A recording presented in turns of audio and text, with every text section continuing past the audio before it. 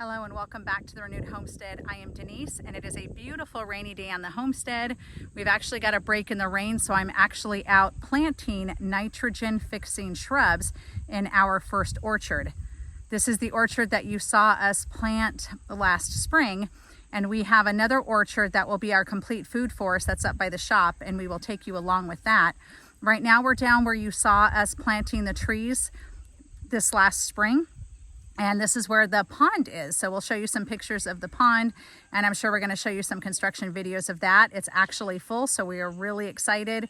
And now we've got to start planning the plants and the design around the pond. But come along with me. I'll show you a little bit of footage, and we'll talk about the bush that we chose, and then we'll talk about why nitrogen fixing plants are important in your food forest, in your orchard, at your homestead, period, even in your garden.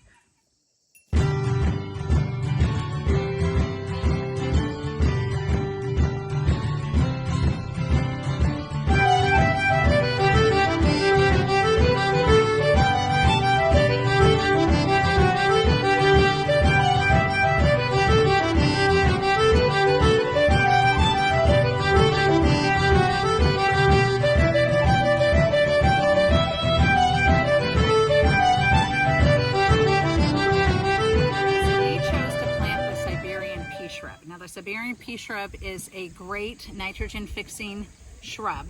It will take a little while to grow, but that's okay. We're also going to be lining this area with black locust trees, and for those of you that watch Perma Pastures Farms, you know the importance of black locust trees. Black locusts matter. But the reason we chose to do the Siberian Pea Shrub is for a lot of different reasons. Now, before we discuss the benefits, why are nitrogen fixing plants important? Well, most plants cannot grab nitrogen from the atmosphere like they do carbon dioxide. So here comes the nitrogen fixers that are actually able to grab that nitrogen, put it into the soil, and then that makes it available for the other plants, especially for our fruit trees. You could say if we don't have nitrogen fixers, we really don't have plant life, because nitrogen is such a necessary and beneficial reason. And if you actually go into forests, there are a lot of nitrogen fixing plants that are found in forest systems that just appear naturally. Another reason that nitrogen fixing plants are so great is they improve the soil. As they take that nitrogen in, they help improve the soil, they improve the plants that are around them. And that's why oftentimes in areas that have been devastated by natural disasters, or things that have been devastated by fire, or just poor soil, you will often see nitrogen fixing plants that come up first. And a lot of people hate the nitrogen fixing plants because they see them as weeds, because they are invasive, but they're there for a purpose. They're there to actually help fix the soil. We chose the Siberian tree shrub we chose the Siberian pea shrub for multiple reasons.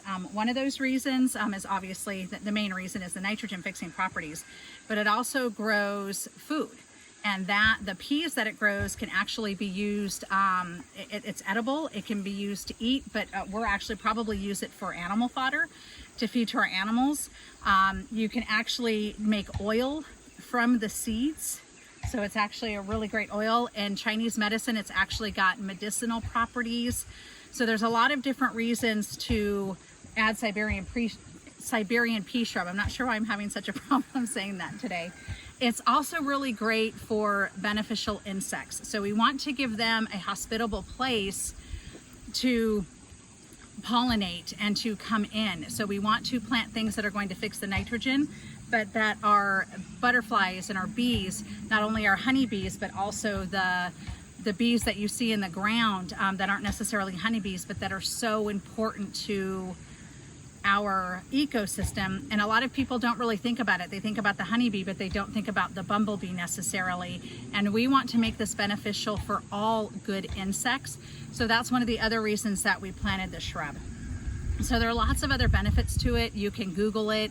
It's a really, really great permaculture plant. So we're planting them now. As I stated, it needs to cold stratify. So we're going to plant them now, let them stratify over winter, and then hopefully we'll see them grow in the spring.